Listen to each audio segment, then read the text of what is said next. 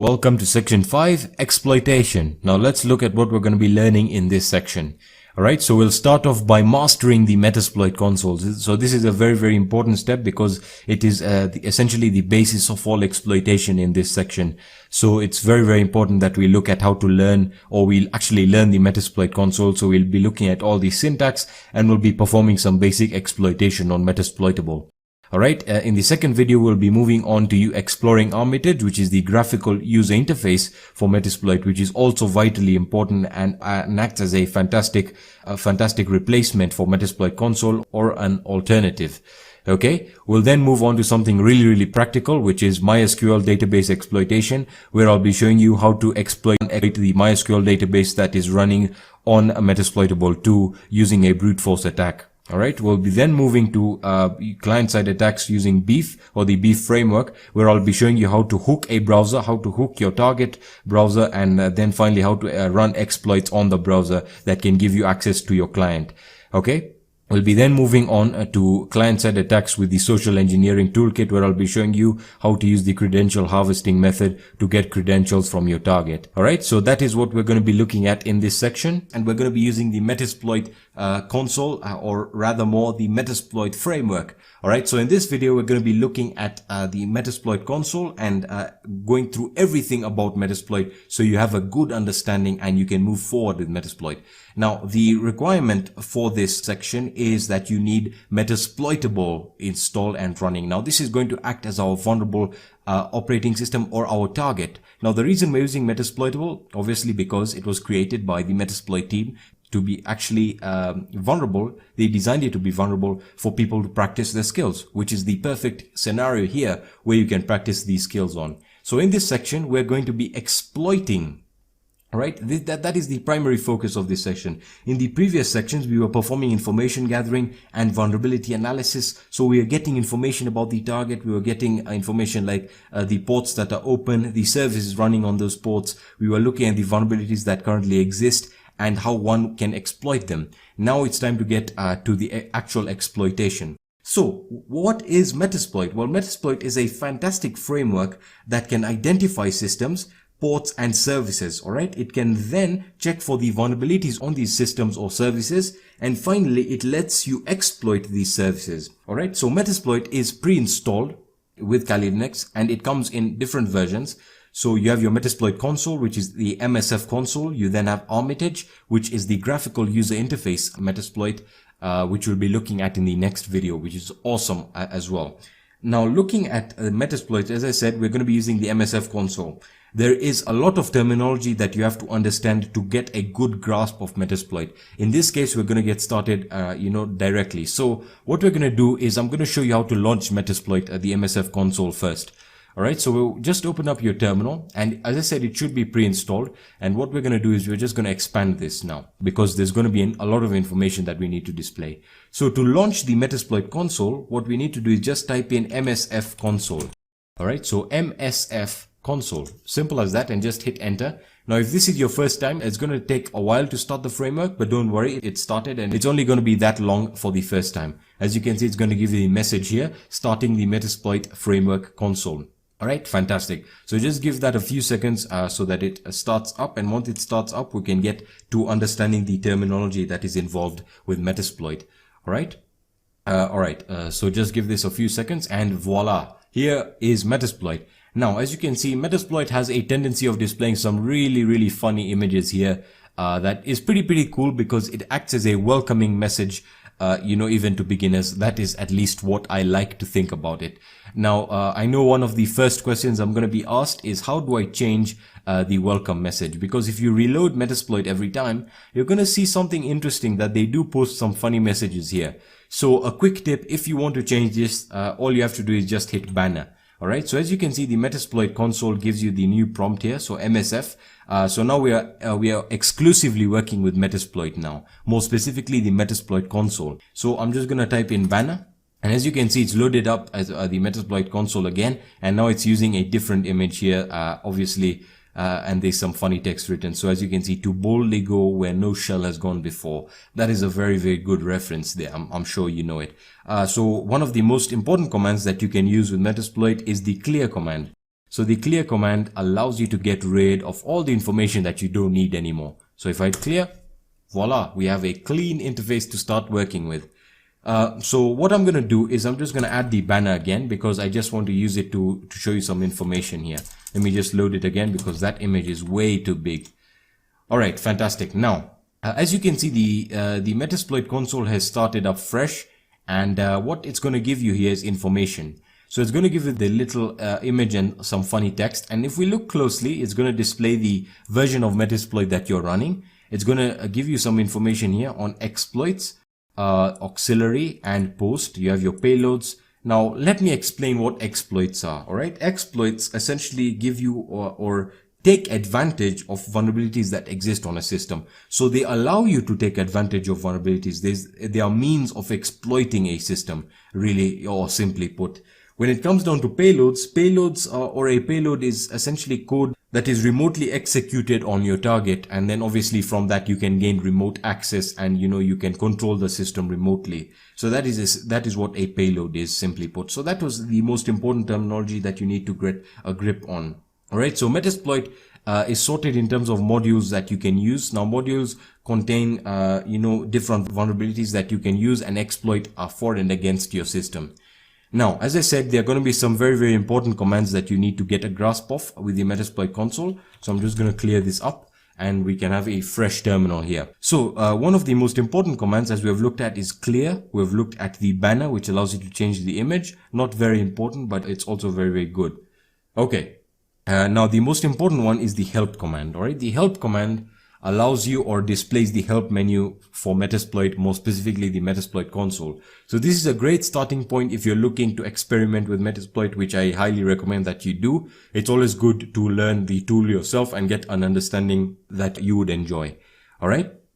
So the help command is pretty self-explanatory. It essentially displays a menu.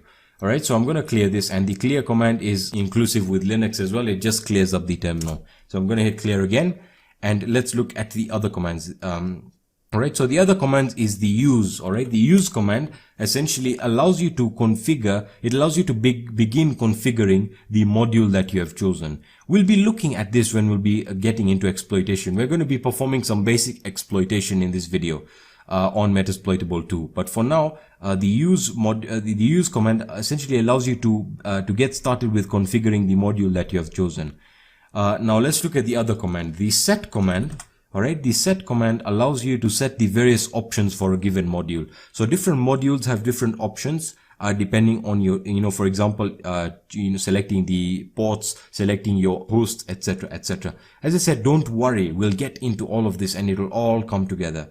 The next command is the search command. The search command allows you to search for an individual module that you want to use. We'll also be looking at this very, very briefly. But for now, let's just focus on the basics. All right.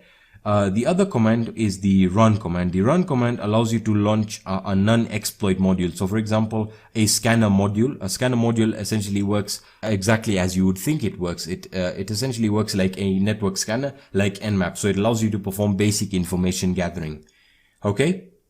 So you can just do that by hitting, run once you have set all the options. Now looking at the other command, we have the exploit command. All right. The exploit command allows you to launch the exploit module in which, you want to target on your host. So this is where you actually get started with the exploitation process. Okay.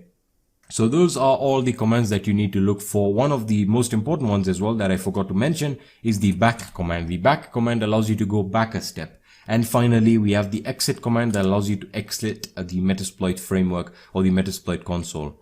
All right. So let's get started now with some basics. Now, as I said, Metasploit is a very, very powerful tool that also allows inclusion of other services. What do I mean? As I said, it allows you to perform information scanning. It also allows you to perform vulnerability analysis. So it works with tools like Nessus, OpenVAS, Nmap. But as I said, we've looked at that. We've already looked at information gathering. We've got information about our target.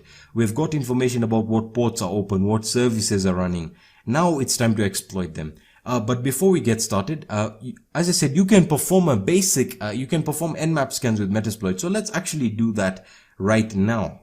All right. So If we just launch, directly, just hit nmap, alright, and now we need to get the IP address of the Metasploitable 2 virtual machine, because that's what we're going to be using, and that's what we're going to be exploiting. So I'm just going to go into the Metasploitable 2 here, and I'm just going to hit enter and get the local IP address, which in this case is 192.168.1.106.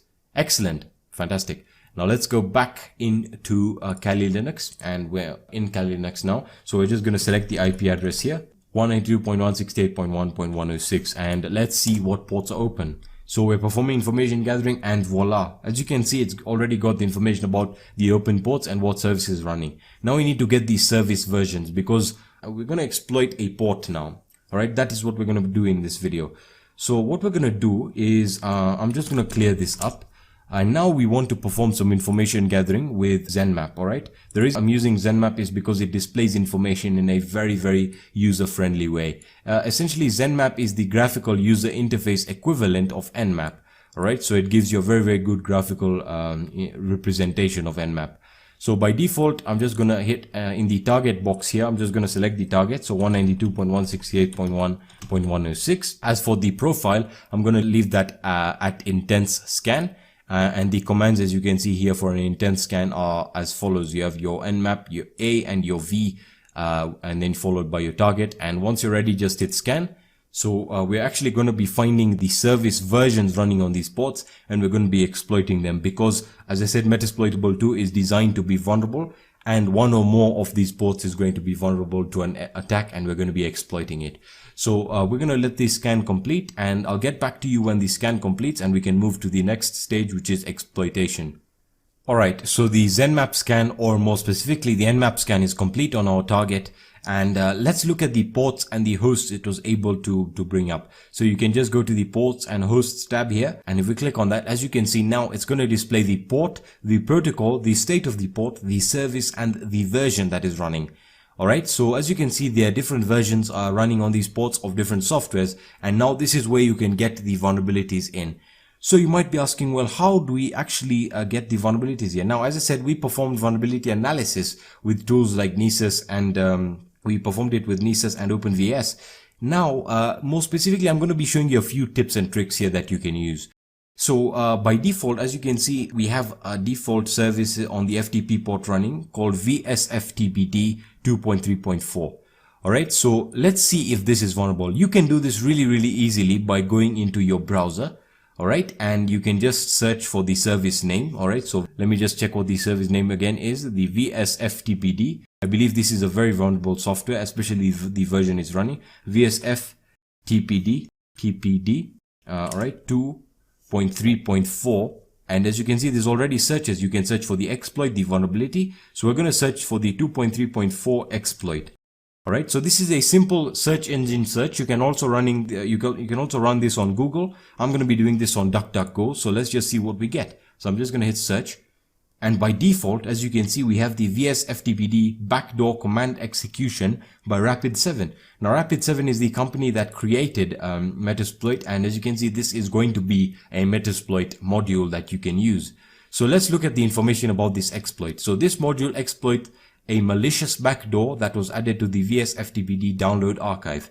The backdoor was introduced in the VSFTPD archive between June 30th 2011, etc., etc.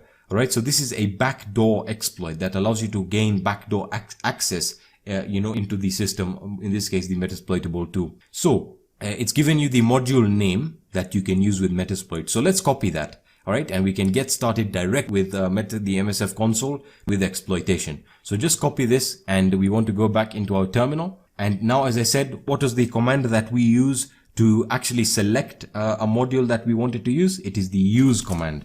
Alright, so we type in use and we paste in the name of the module. In this case, it's an exploit. So for Unix, the FTP protocol, and the name and the version of the service, which in this case is the VSFTPD 2.3.4 backdoor. So once I hit enter, it's going to just say here MS exploit, and it's using that current exploit. All right. Now we need to set the options. All right. But first we need to show the options. So we use the show command, show options. This will show you the options that you can edit. And these are very important. So once I hit enter, it's going to show you the options that you need to change or you need to add. So the first option is the rhost. This is the target address of the, of your target. So in this case, it's going to be the IP address of the Metasploitable 2 virtual machine, all right, or our target for that matter. You then have the R port, which is the default or the target port for FTP, which we know in this case is port 21. It was correctly configured. So yes, we do not need to change that. So you might be asking, how do we set these things? And we looked at this command. So we're going to use the set command. So we'll say set, and now we select the option name, which in this case is rhost. All right, we're going to set rhost and we're going to enter the IP address. So 192.168.1.106. All right, so once I hit enter, it's going to set that rhost to that IP address. All right, and you might be asking, well, what now? We've seen that we have set the rhost, and we can confirm this by checking or by typing in show options again. So if I hit show options, as you can see, the target address is going to be 192.168.1.106. Yes, the R port the port is 21, and we know it's running that service, and we can confirm this by going into the results that we got with ZenMap, the information gathering. So as you can see, the port is port 21, the protocol is TCP, the service is FTP, and this version is VSFTPD 2.3.4. So we are ready to exploit. And how do we do that? You guessed it, we use the exploit command. So I'm just going to type in exploit and just give it a few seconds. Now by default, if this stage doesn't work, just try it again. It usually works the second time or the third time around. And voila, it has successfully created a backdoor and launched the backdoor and given us a reverse shell. So as you can see, let's look at the information that is given us. So the IP address that connected to us via that port, backdoor service has been spawned. And now you might be asking, what do we do? Well, the thing you can do is you have access to the Metasploitable 2 virtual machine. And you might be saying, well, how do we know that? Well, you can type in any command that you want. So if, for example, I type in ls, there we are. So we know that we're in the root directory or the home directory of the Metasploitable 2 virtual machine.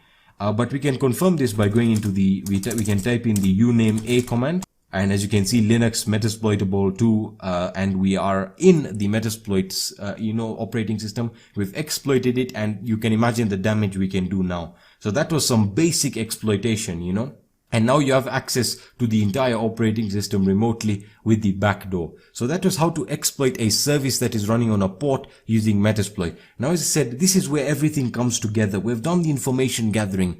We've performed the vulnerability analysis. These are all stages on their own, but very, very important, as you can see. Now, you've looked at the service that was running on the port, the FTP port. You've seen that indeed there is a vulnerability, and you've exploited it, and you have access in your system now. So that was how to use Metasploit, more specifically the MSFconsole. In the next video, we'll be looking at Armitage, the graphical user interface for Metasploit.